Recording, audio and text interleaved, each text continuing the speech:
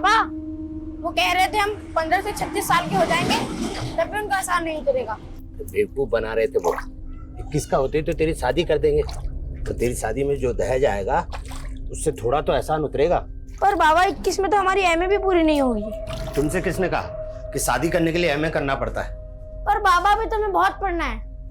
हमारा सपना है कि हम डॉक्टर बने। कर लिया ना कपड़ा खराब। सपना गरीब की किस्मत में भी दाग लगा देता है। सपनों का स्वाद छोड़ और सच्चाई की कड़वाहट पी, यही अमृत है।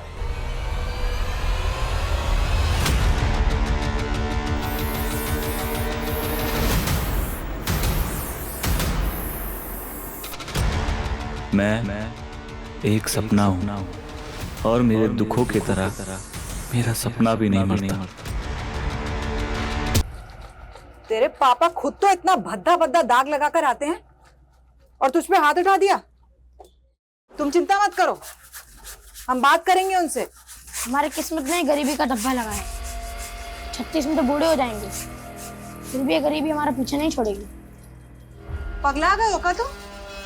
ये क्या बोले जा रहे हो? अम्मा, हमको लगता है हमारा और चेतन का 36 का आंकड़ा शायद इसे भी सता रहा है। चेतन कौन? वही चेतन जो हमको स्कूल के बाहर छेड़ा करता था और जिसकी वजह से बाबा ने हमको स्कूल से निकलवा दिया। आप एक को काम का ही नहीं करती, आप हमारा और इसका अच्छे स्कूल में दाखिला क्यों नहीं करवा देती, ताकि सारा टंटा ही खत्म हो जाए। ये टंटा तभी खत्म होगा जब हम गरीबी के रास्ते को लात मार के और रईसी का रास्ता चुनेंगे, वरना सबके सपने पंचर हो जाएंगे। कहाँ जा रहा है सरवन? बोरा गया क्या लड़का?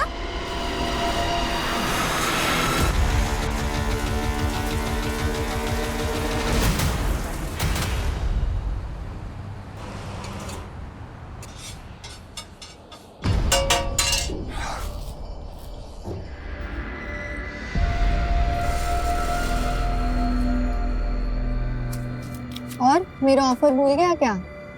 क्यों खींचती रहती हो रोज रोज? ये हेल्प करना चाहती अरे हूँ। नहीं चाहिए तुम्हारी हेल्प। एटीट्यूड देख रहे हो ना लड़के का? लेकिन तू क्यों इसमें इतना इंटरेस्ट ले रही है? ओहो, बच्चे से भी जेलसी। तुम मत हो यार।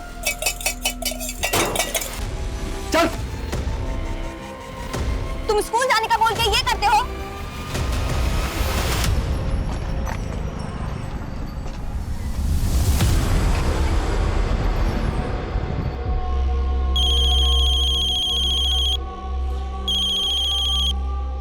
हाँ बोल।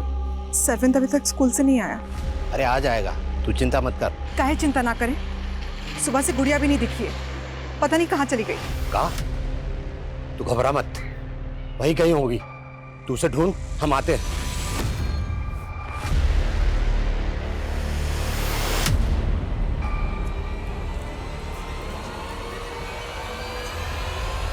अरे गुड़िया कहाँ थी तुम? कब से ढूंढ रहे हैं तुम्हें। क्या हुआ? क्या हुआ बेटा? और सरविंद कहाँ है? आया नहीं स्कूल से अभी तक? कहाँ है? कहाँ हुआ? अम्मा, सरविंद महीनों से स्कूल नहीं गया है। महीनों से स्कूल नहीं गया? अरे सुबह तो गया था ना स्कूल तैयार होकर के। अम्मा, सरविंद बड़ा हो गया है, हमारा गरीबी मिटाने के लिए मजदूरी करने लग गया है। मजदूरी करने लग गया? कहाँ बोल रही है? क्या हुआ? सरविंद कहाँ है? वही तो हम पूछ रहे हैं। कह रही है स्कूल छोड़ करके मजदूरी करने लग गया है। कौन बोले तुमको? हम खुद देखे हैं अपनी आंखों से। कहाँ देखी? बोलती क्यों नहीं? सरविंद कहाँ है?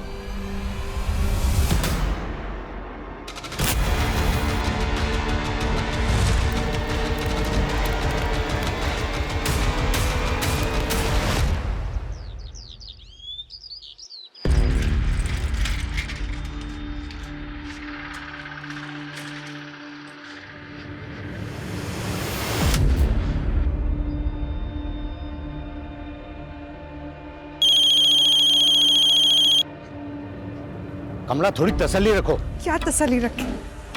सरविंद आया नहीं और गुड़िया फिर से चली गई। कहाँ चली गई? तुम रोके काहे नहीं उसे?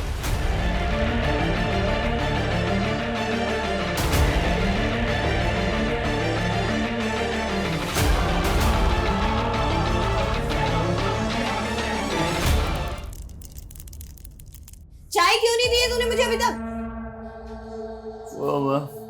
मैं बना ही रहा था, वो माने का ऑमलेट चाहिए तो। तूने मुझसे शादी की है मेरी माँ से शादी की है? बस करो मेहनती। चल चाय बनाओ, नाश्ता बना कर दे जल्दी। बना रहा हूँ यार, 4 हाथ थोड़ी है मेरे। चिल्ला क्यों रहा है?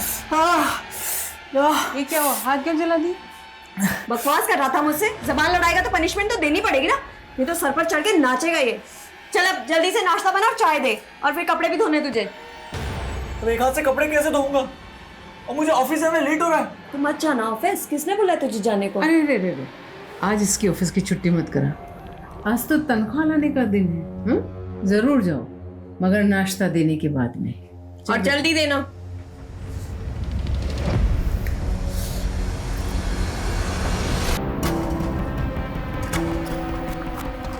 हटो। आइए सर, एक रागिर ने इस लड़की की लाश देखी और हमें कॉल किया। सर इसके पैर में कील गड़ी हुई है और खरोंचे के निशान भी है।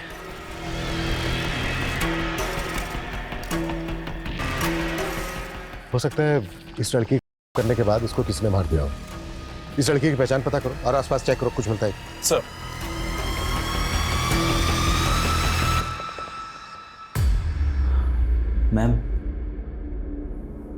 मैम वो सैलरी इस महीने की हाफ मिली है। कभी टाइम पे आते हो तुम? मैम मैंने आपको बताया कि मेरी वाइफ की तबीयत खराब है, तो घर का काम भी सारा मुझे ही करना पड़ता है। तो मेड रख लो। तुम्हारा रोज रोज लेट आना ना मुझे बिल्कुल एक्सेप्टेड नहीं है। मैम वाइफ के इलाज में ऑलरेडी इतना खर्चा हो गया है, अभी मेड कैसे मैनेज करूं? वैसे तुम्हारी वाइफ को बीमारी क्या है जो इतना खर्चा हो रहा है? क्यों झूठ बोलते हो यार तुम?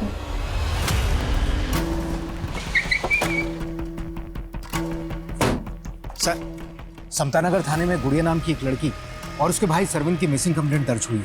ये गुड़िया वही लड़की है जिसकी लाश हमें मिली और गुड़िया का भाई सरविन? सर वो अभी तक लापता है। मैंने उनके पेरेंट्स को शिनाख्त के लिए बुलवा लिया। पानी पीजिए। साहब हम उनको बोलने दो। बोलिए, आप बोलिए। हम भी वही बोलेंगे जो ये बोलेगी। बच्चे सिर्फ इसी के नहीं थे, हमारे भी थे, और हमने कोई पाप नहीं किया ऐसा। एक बार हमारी लाचारी सुनी। कैसी लाचारी? साहब हमने मुकुंद से 5 लाख रुपए कर्जा लेकर पंजर की दुकान डाले थे, पर ब्याज भी नहीं चुका पा रहे थे। उस कमीने ने हमारे बेटे को फ्री में नौकरी पर रख लिया और उसे हमेशा धमकाता था कि 36 साल तक नौकरी करेगा तब जाकर हमारा कर्जा माफ होगा। तुम्हारे कहने का मतलब यह है कि उस मुकुंद ने तुम्हारे बेटे सरविन को गायब किया और उसी ने तुम्हारी बेटी गुड़िया का मर्डर कर दिया? जी साहब।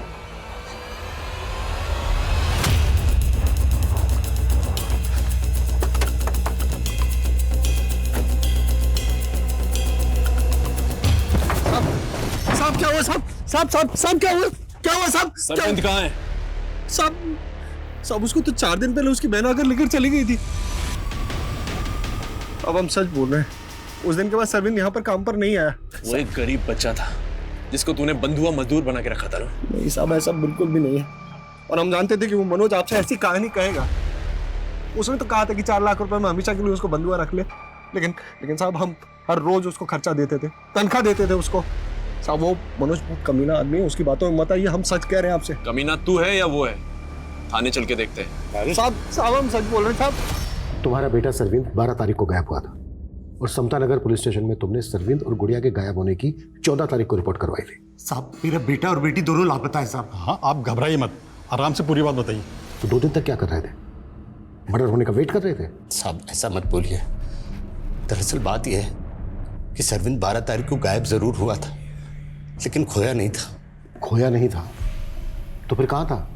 वो गुड़िया जानती थी, लेकिन उसने कुछ बताया नहीं। नहीं बताएंगे। अगर बता देंगे तो फिर से आप उसे नौकरी पर लगा देंगे। तो तुम कह रहे हो कि 12 तारीख को वाकई में मुकुंद की स्टॉल से गुड़िया अपने भाई सरविंद को ले गई, लेकिन कहाँ लेकर गई ये नहीं बताया उसने? जी साहब, और फिर वो भी गायब हो गई।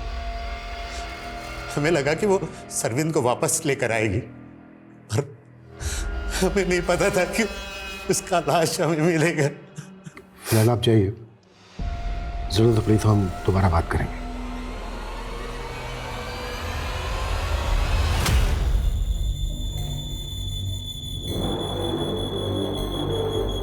अरे क्या कर रहे हो तुम लोग? आए दिन गटर जाम हो जाता है, इस बार सफाई अच्छे से करना। इनका तो यही काम है, ढंग से काम करते ही नहीं है।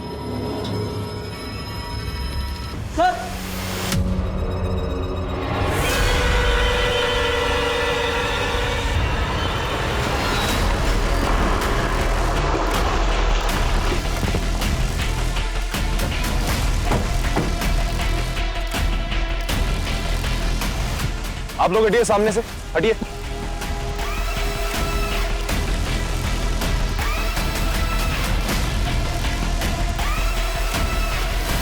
सर देख के लगता है कि human bones and human body parts हैं। नीरज सर इनका कहना है कि सीवर की सफाई के दौरान ये सब कुछ मिला। ये भी तो हो सकता है कि किसी ने ढक्कन खोलकर ये सब कुछ डंप कर दिया। पॉसिबल है सर। यहाँ आसपास पूछताछ करो और यहाँ के जितने भी सीसीटीवी है सब स्कैन करो। सर सर कई दिनों से सीवेज बार बार जाम हो रहा था, आज जब सफाई करवाई तो ये सब निकला। सर हम खुद हैरान है कि ये सब कहाँ से बहकर आ गए। बहकर आ गए? ये आप कैसे कह सकते हैं कि ये कहीं से बहकर आए? मैं तो ऐसे अंदाजा लगा रहा हूँ, पर हम खुद हैरान है ये सब देखकर।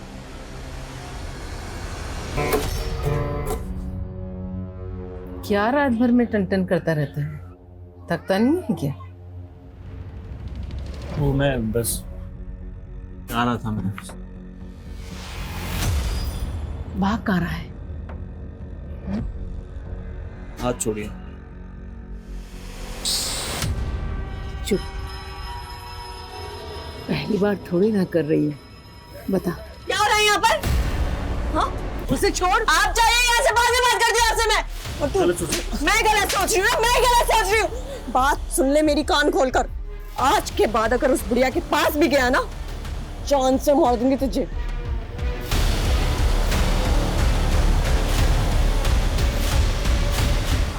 कैसी माँ हो तुम? मेरे ही पति पर डोरे डाल रही हो। तुमने पहले वाले के साथ भी कुछ ऐसा ही किया था। तो क्या इसको भी पहले वाले पति की तरह से मार देगी? देखो तुम ज्यादा तेवर दिखाने की जरूरत नहीं है मुझे। अगर मैंने बता दिया कि पहले वाले पति को तू नहीं मारा है तो सीधी जेल जाएगी।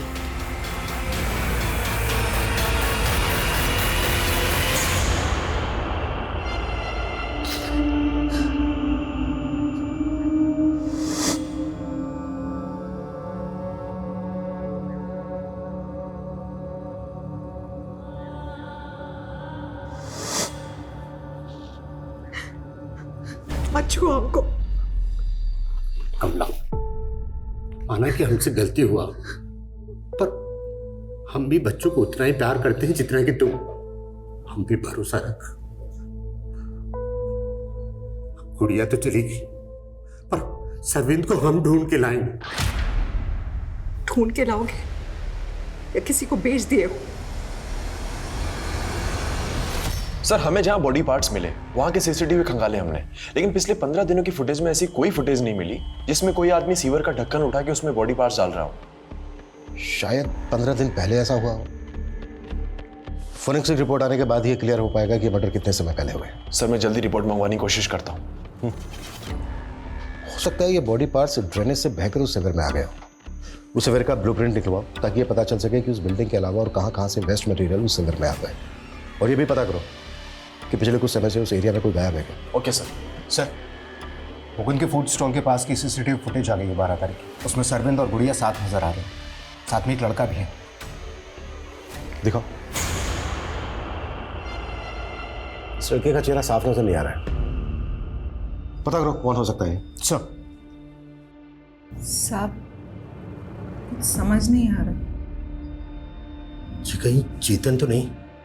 इसका कदकाठी उसी के जैसा लग रहा है। कौन चेतन? Good morning. चेतन, तुमको समझ नहीं आता क्या? हमारे मुंह मत लगा करो। अरे क्या कमी हम में? अच्छा कमा रहे हैं इसलिए बोल रहे हैं। साहब इसी लड़के के चक्कर में आकर हमें गुड़िया का स्कूल जाना बंद कराना पड़ा था। लेकिन तुमने हमें ये पहले क्यों नहीं बताया? साहब बात बहुत पुरानी है, पर साहब आप इसे ढूंढिए। शायद सरविंद को इसी ने कहीं छुपा रखा। सर ये चेतन 1 साल पहले भी ईव टीजिंग के जुर्म में अंदर जा चुका है, लेकिन फिलहाल काफी टाइम से एरिया में दिखा नहीं। लेकिन उस फुटेज को देखकर तो ऐसा लग रहा था जैसे वो लड़का सरविंद और गुड़िया का दोस्त हो या फिर जानने वाला हो। लेकिन चेतन तो गुड़िया को छेड़ता था, फिर ये दोनों भाई बहन इस तरह से घुल मिल के कैसे बात कर सकते हैं? हो सकता है सर चेतन ने इन लोगों को कोई झांसा दिया हो। हाँ लेकिन सर वो स्टॉल वाला तो बोल रहा था कि गुड़िया और सरविंद के साथ फुटेज में दिखने वाला लड़का कोई दूसरा है।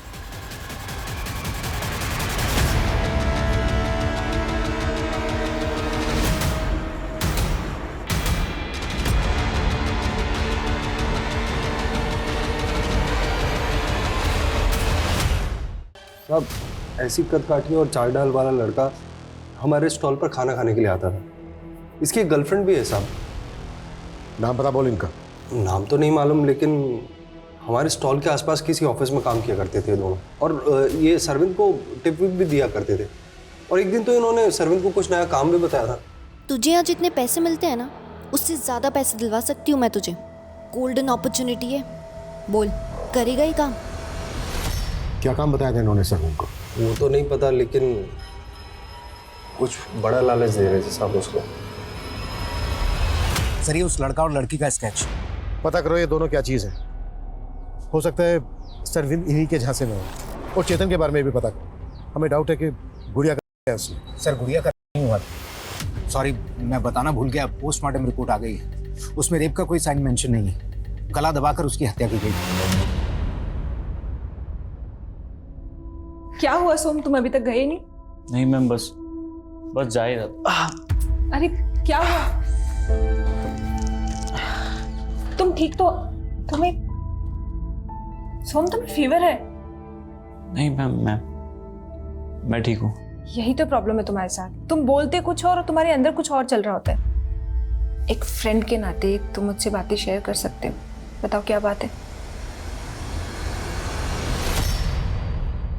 सर जो ह्यूमन बॉडी पार्ट्स हमें मिले थे उनकी फॉरेंसिक रिपोर्ट आ चुकी है। वो 2 मेल्स के बॉडी पार्ट्स थे। मतलब 2 आदमियों का मर्डर करके डंप किया गया? जी सर, उनमें से एक टीनेजर बच्चा था। फॉरेंसिक टीम का अनुमान है कि उनमें से एक 12 से 16 साल का बच्चा था और दूसरा 25 से 30 साल का आदमी। 12 से 16 साल का बच्चा। टाइम का कुछ पता चला? सॉरी सर, बॉडी पार्ट्स काफी सड़ चुके थे, तो यह अनुमान लगाना मुश्किल है कि हत्या कब हुई थी। लेकिन मैंने आसपास की मिसिंग कंप्लेंट चेक की, सरविंद के अलावा उस एरिया से कोई भी टीनेजर बच्चा गायब नहीं हुआ सर। अगर इनमें से एक टीनेजर बच्चे के बॉडी पार्ट थे तो हो सकता है वो सरविंद हो सकता है सर, क्योंकि उसकी बहन गुड़िया की लाश भी वहां से 2 किलोमीटर दूर ही मिली थी।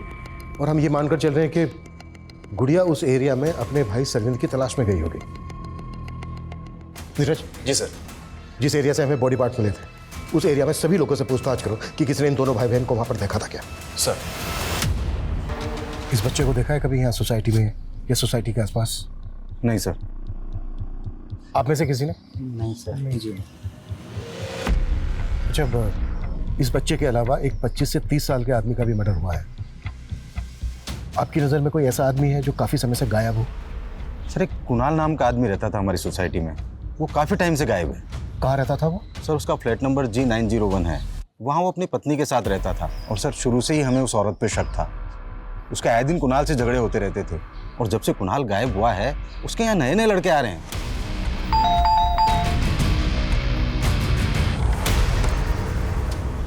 जी। मैं इंस्पेक्टर अभिमन्यु चिंतल। अंदर आ सकते हैं हम लोग? क्यों? बात करनी है आपसे कुछ। हाँ बोलिए ना, और जो भी बोलना है थोड़ा जल्दी बोलिए, मेरा वीडियो कॉन्फ्रेंस मीट होल्ड पर है। दरअसल हमें आपके पति कुणाल के बारे में आपसे कुछ बात करनी है। हम दोनों अलग हो चुके हैं, वो अब मेरे साथ नहीं रहता। तो कहाँ होगा वो आपको? मुझे नहीं मालूम, मैं उसके टच में नहीं हूँ। और फैमिली उसकी? कानपुर का रहने वाला था। कानपुर में कहाँ का? एड्रेस दीजिए। एड्रेस मुझे पता नहीं, लेकिन सरोज नगर में कहीं रहता था। हाँ लेकिन एक मिनट सर, इससे ज़्यादा मैं आपकी कोई हेल्प नहीं कर पाऊंगी, मेरा वीडियो कॉन्फ्रेंस मीट होल्ड पर है। Excuse me. हाँ, इस औरत के पति कुणाल को आखिरी बार कब देखा था आपने? सर करीब 4 महीने हो गए। बड़ा ही सीधा आदमी था। अरे कुणाल, इतनी सुबह सुबह तुम यहाँ? शर्मा जी, मेरी वाइफ का रात से पता नहीं चल रहा है।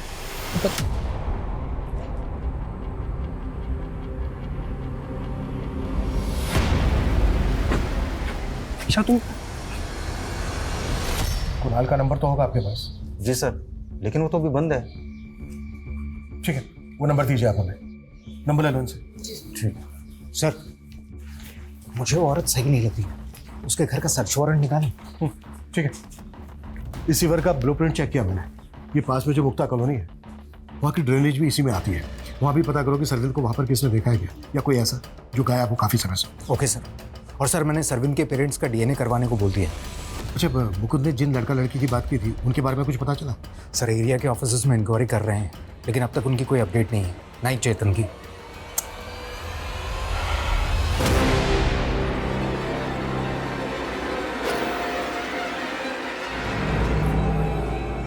कहाँ जा रहे हैं? ऑफिस। लेकिन अभी तो तू ऑफिस से आया था। अरे वो हमारी बॉस ने पूरे स्टाफ को पार्टी दी है, उनकी बेटी का बर्थडे ना आज, तो वहाँ मुझे परफॉर्म करना है। अच्छा, तो परफॉर्मेंस देनी है तुझे? हाँ। मेहंदी, अब करके दिखा परफॉर्म।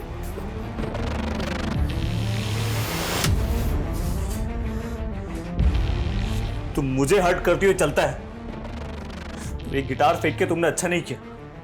ओह, तब तेरी जुबान भी चलने लगी। कौन सिखा रहा है तुझे ये सब? वो तेरी बॉस ना, जिसके साथ तेरा चक्कर चल रहा है। इसीलिए गिटार लेकर के तू गाने बजाने जा रहा था, वो भी रोमांटिक। मैं उसकी बेटी के बर्थडे में जा रहा हूँ और तुम मुझे रोक नहीं सकती। हिम्मत है तो जाके दिखा। क्या? आंखें नीचे। तेरी ये हिम्मत, तू मेरी बेटी को मारेगा? हैं? मेरी बेटी को मारेगा ना? सर, मैंने दीक्षा के पति के सीडीआर निकाला, उसका फोन 4 महीने से बंद है। अब तक हम ये मानकर चल रहे थे कि वो जो 25 से 30 साल के आदमी के बॉडी पार्ट्स मिले हैं वो दीक्षा के पति कुणाल के होंगे, लेकिन कुणाल तो पिछले 4 महीने से गायब है। कुणाल के एड्रेस का पता चला? नहीं सर, कुणाल का नंबर उसी एड्रेस पर रजिस्टर्ड था जहां वो दीक्षा के साथ रहा करता था। नीरज, एक काम करो। जी सर। कानपुर पुलिस से कुणाल का फोटो शेयर करो, हो सकता है उनसे उसका नेटिव एड्रेस पता चल जाए। और कुणाल के सीडीआर में जो दूसरे नंबर है सबकी लिस्टिंग करो। Okay sir. और सर, मैं कह रहा था, एक मिनट। हाँ सिंह, बोलो। सर, शिविर की और सफाई करवाई, काफी बॉडी पार्ट्स मिले। व्हाट? सर, इतने बॉडी पार्ट्स मिले, लग रहा है कम से कम 4-5 लोगों के होंगे। व्हाट? हटिए।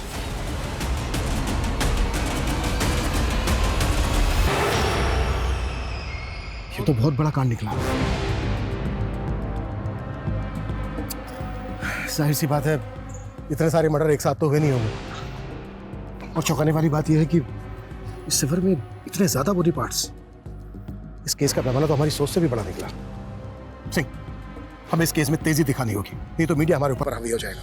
इस सोसाइटी का एक फ्लैट चेक करो, एक आदमी से पूछताछ करो। Act fast.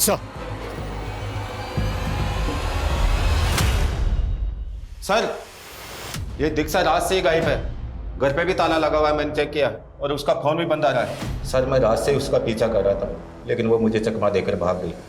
वो रात से गायब है, और ये बात तुम मुझसे अब बता रहे हो? पता करो कहाँ जा सकती है वो। जी सर। अनिल, ताला तोड़ो।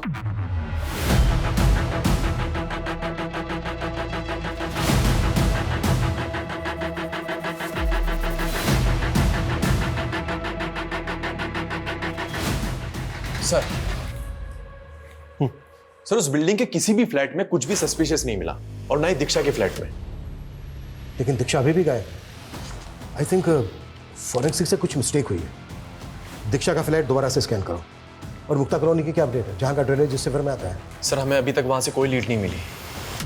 इतने सारे लोगों का मर्डर हो गया है और अभी तक हम ये तक अंदाजा नहीं लगा पा रहे हैं कि वो लोग कौन है। अब तक जितनी भी मिसिंग कंप्लेंट फाइल हुई है सबको अच्छे से स्कैन करो। और श्रीवंत के पेरेंट्स की डीएनए रिपोर्ट कब तक आ रही है?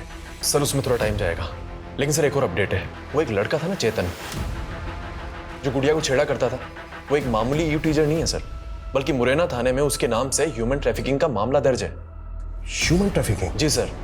वो मुरैना के यंग लड़के लड़कियों को फंसाता था, नौकरी का झांसा देकर शहर ले जाता था, और वो लोग आज तक लापता हैं।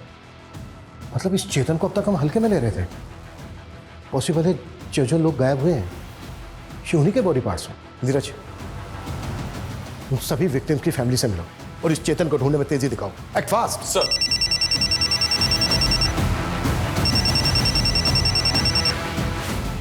जैन सर।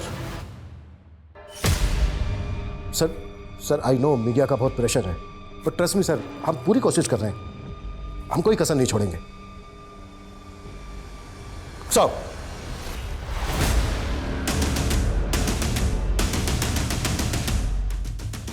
हाँ सर, मैं मानती हूँ मैंने सरविंद को एक जॉब ऑफर की थी। जॉब ऑफर की थी या उसे कोई गलत काम करवाना चाहती थी? नहीं सर, मैं तो उसे अपने अंकल के यहाँ डोमेस्टिक हेल्प के लिए रखवा रही थी, लेकिन उसने मना कर दिया। कह रहा था कि वो उस स्टॉल पे काम करके अपने पापा का कर्ज चुका रहा है। मुझे बहुत हमदर्दी होती थी सर उससे। हमदर्दी? तो फिर तुम्हारा बॉयफ्रेंड उसको और उसकी बहन को लेकर कहाँ गया? मेरा बॉयफ्रेंड?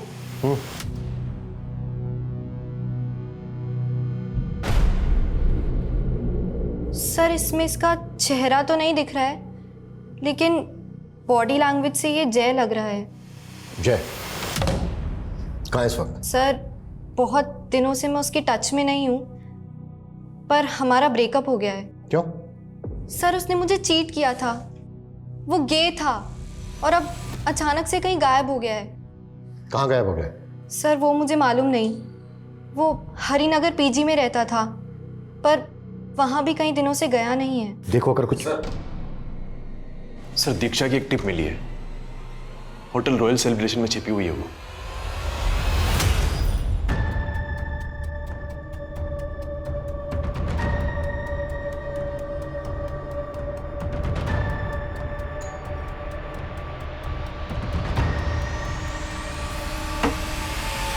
जी हाय, मैं इशिता हूँ, सोम की बॉस।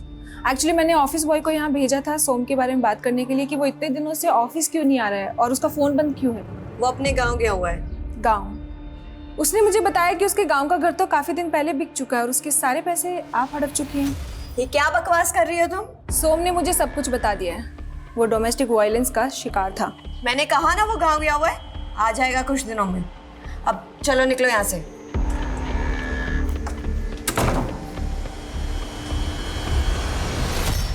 मैं कुछ दिन के लिए बाहर चले गई, इसका मतलब ये नहीं कि आप इधर उधर के सारे इल्जाम मेरे सर पर मर देंगे। कोई सबूत है आपके पास?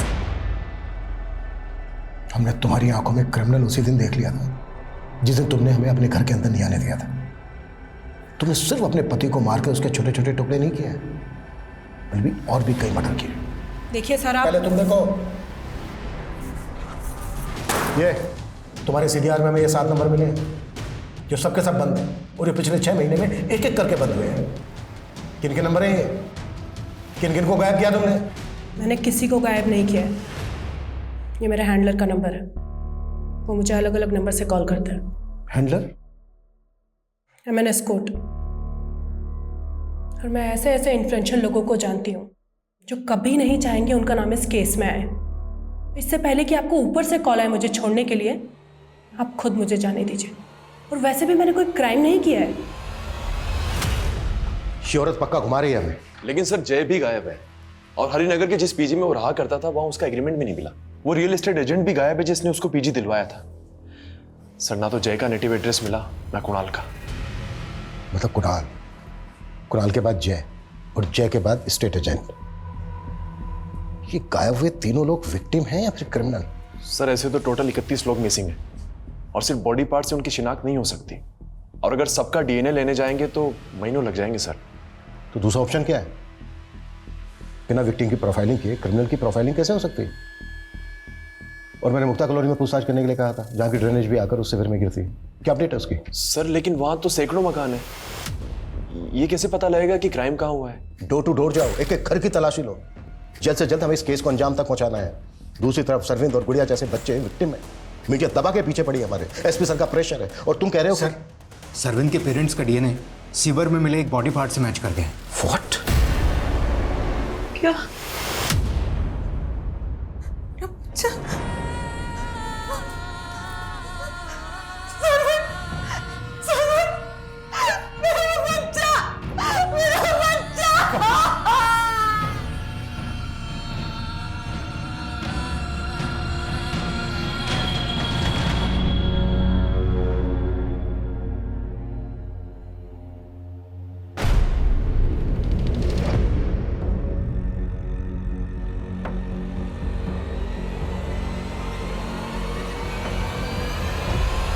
आसपास के जितने भी घर हैं सब में पूछताछ करो, ठीक है? जैन सर मुक्ता कॉलोनी में की गई पूछताछ में इस घर का पता चला। कुणाल यहाँ आता रहता था, लेकिन ये घर पिछले 4 महीने से बंद है सर। किसका घर है ये? सर इस घर में पिछले 1 साल में 3 टेनेंट बदल चुके हैं। लास्ट टेनेंट 2 महीने पहले आया था और 15 दिन पहले खाली करके जा चुका है। लेकिन कुणाल का फोन तो 4 महीने से बंद था। जी सर, लेकिन कुणाल जिस दौरान यहाँ आता था एक साउथ इंडियन लड़का श्रीनाथ नाम का यहाँ रहता था, उसका नंबर कुणाल के सीडीआर में ही मिला है सर। और ये भूषण जी हैं। भूषण जी ये इस घर के ओनर है सर। इन्होंने घर किराए पे दिया था। रेंट एग्रीमेंट बनाया था? हाँ जी सर, ये रहा। श्रीनाथ कहाँ है? सर मालूम नहीं, 6 महीने पहले मैंने उसको मकान किराए पे दिया था, लेकिन वो 2 महीने के अंदर मकान खाली करके चले गया। उसके बाद मैंने दूसरे लड़के श्रीकांत को मकान किराए पे दिया, वो भी ज़्यादा दिन रुका नहीं और 15 दिन के अंदर ही मकान खाली करके चला गया। पुलिस वेरिफिकेशन की थी? नहीं सर। यहाँ इतने मर्डर हो रहे हैं और आप एक के बाद एक टेनेंट बदल रहे हैं, वो भी बिना पुलिस वेरिफिकेशन के। गलती हो गई सर। गलती हो गई। घर खोलिए, चेक करना है। आई sir. Sir sir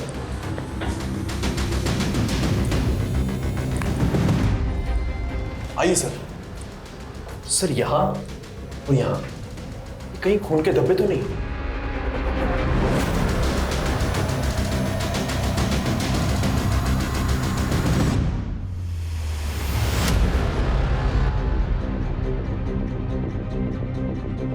forensic team बुलवाओ, घर और ये ड्रेनेज अच्छे से स्कैन करवाओ और श्रीनाथ सहित जितने लोग भी यहाँ रेंट पर रहकर गए सबकी बैकग्राउंड निकालो। सर ये श्रीनाथ यहीं पास में मुक्ता कॉलोनी में रहता है और हमें पता चला है कुणाल का इसके घर आना जाना था। सीधी सी बात है, तुम भी जानती होगी इसको।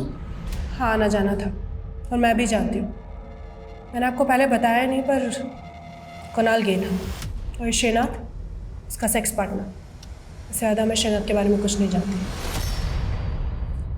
सर श्रीनाथ के अलावा जितने भी पुराने टेनेंट्स थे मैंने सबका पता किया, सबसे पूछताछ की, लेकिन श्रीनाथ ही ऐसा है जो गायब हुआ था।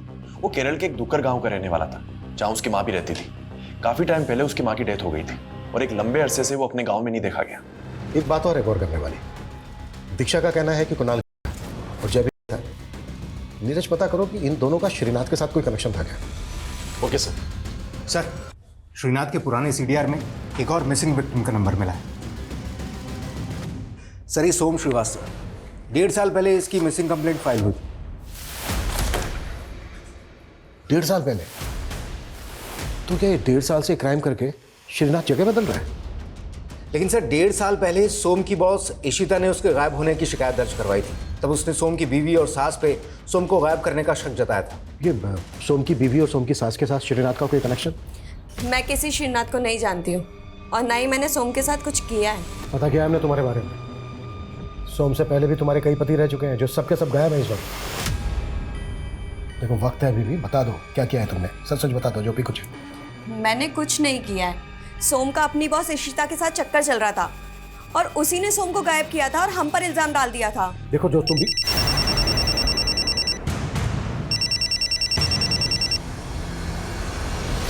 हाँ नीरज बोलो। सर उस रियल एस्टेट एजेंट का पता लग गया है जिसने जय को हरिनगर में पीजी दिलवाया। उसका कहना है कि उसने जय के एक दोस्त को सरिता विहार में एक घर किराए पे दिलवाया था। किस दोस्त को?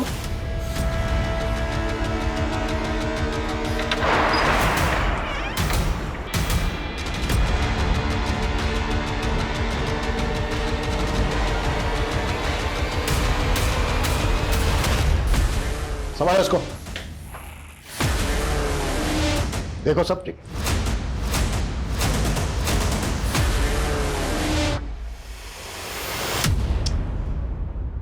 मैं सालों से अपने अरमानों में झुलसा हुआ रहा, बिल्कुल अकेला। पहले मुझे लगता था कि अगर एक जीवन साथी मिल जाए तो मेरा अकेलापन दूर हो जाए। इसीलिए 2.5 साल पहले मैं मैट्रिमोनियल साइट पे मयंती से मिला, लेकिन उसे पति नहीं, उसके इशारों पे नाचने वाला जोकर चाहिए था। मैं जोकर दिखता हूं क्या आपको? अगर नपुंसक हुआ तो क्या हुआ? इंसान नहीं हुआ? और ये इंसान मिसिंग हो गया, ये खुद का हुतलिया बदल के ये औरत बन गया। और कितने गुनाह किए तूने इतने समय में? नहीं नहीं नहीं, गुनाह नहीं, पनाह। मैंने खुद को पनाह दी, सबसे दूर, अकेले होकर। फिर 1.5 साल पहले मुझे एक दोस्त मिला, श्रीनाथ। अकेला था बिल्कुल मेरी तरह, कोई लड़की नहीं मिली उसे तो मैं लड़की बन गया उसके लिए। कुछ ही दिनों में मुझे छोड़ के चला गया। श्रीनाथ तो 4 महीने पहले तक मुक्ता कॉलोनी में वो दूसरा चैप्टर है सर। श्रीनाथ को भुलाने के लिए तो मैंने स्टीवन को ढूंढा। कौन स्टीवन? अकेला इंसान, लेकिन वो भी मुझे छोड़ के जाना चाहता था, इसीलिए जला के फेंक दिया। जला के या काट के? पहले मैं बेवफाई से जलता था, इसीलिए बेवफा लोगों को जला देता था। लेकिन अपना पुराना घर छोड़ के नए घर में आने के बाद जलाने का ऑप्शन नहीं था, इसीलिए मैंने कुणाल को उससे छीन लिया।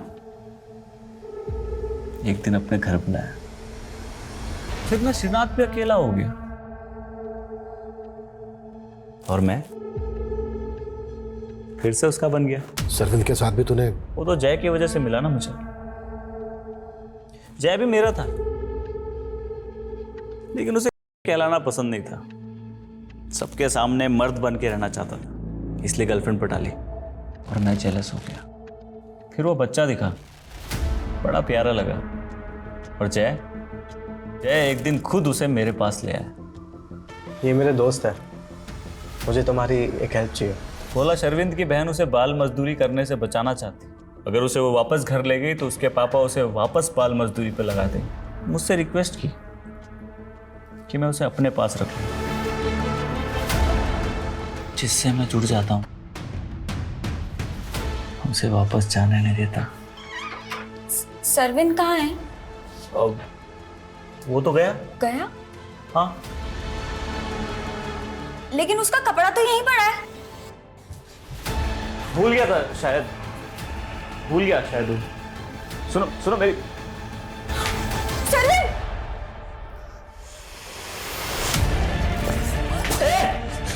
रुक!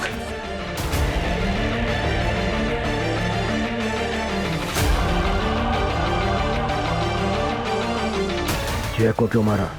उसे शक हो गया था। मेरा हर दोस्त मुझे छोड़ के चला जाता है, तो मुझे भी तो कोई दोस्त चाहिए ना, जो मेरा अकेलापन दूर करे, मेरा दुख बांटे, मेरे साथ बात करे। तन्हा और अकेले इंसान के जज्बात अक्सर उसे आगे बढ़ने से रोकते हैं और वो समझने के लिए तैयार ही नहीं हो पाता कि मूव ऑन की पॉलिसी ही जिंदगी की सबसे सफल कुंजी है। लेकिन जब आंसू अंदर ही ठहर जाते हैं तो ये भी एक रुके हुए पानी की तरह सड़ने लगते हैं। फिर दुख भी दरिंदगी का रूप ले सकता है, जैसा कि इस केस में हुआ। लेकिन ये विक्टिम्स भी सोम की तरह अपने परिवार से नाउम्मीद होकर अपनी तन्हाई को बांटने वाला एक साथी ढूंढ रहे थे। इसलिए बेहद जरूरी है कि हम अपने अपनों से इतने दूर भी ना हो जाए कि उनकी जिंदगी में कोई अपराधी जगह ले ले। इसी विचार के साथ अब मैं रेणुका शाहने आपसे विदा लेती हूँ। देखते रहिए क्राइम पेट्रोल सतर्क। जय हिंद।